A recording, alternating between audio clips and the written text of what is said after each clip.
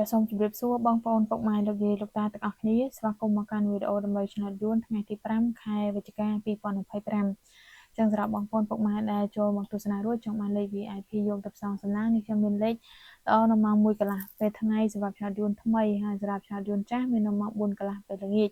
សម្រាប់បងប្អូនដែលសុំនឹងទទួលបានលេខតូច2គ្រាប់យកទៅផ្សងសំណាងអត់មានឡើងចុះឬគុណត្រឡប់អីទេសេវាត្រឹមតែ80000រៀលទេឲ្យបងប្អូនពុកម៉ែលេងត្រឹមតែ2ប៉ុស្តិ៍តែប៉ុណ្ណោះចឹងសម្រាប់បងប្អូនពុកម៉ែដែលចង់បានអាចឆាតចូលប្រអប់សារទាំងអស់គ្នាបាន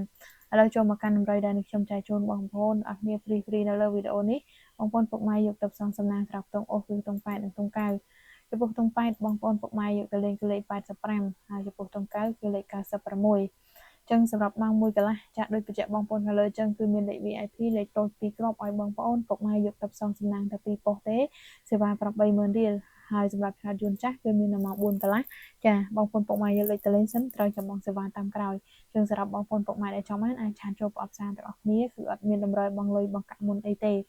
សម្រាប់ម៉ោង6កន្លះវិញបងប្អូនពុកម៉ែយកទៅផ្សងសំណាងសម្រាប់ខ្ទង់អូសគឺខ្ទង់10និងខ្ទង់20ចាចំពោះខ្ទង់10បងប្អូនពុកម៉ែយកទៅលេងគឺលេខ14ហើយចំពោះខ្ទង់20គឺលេខ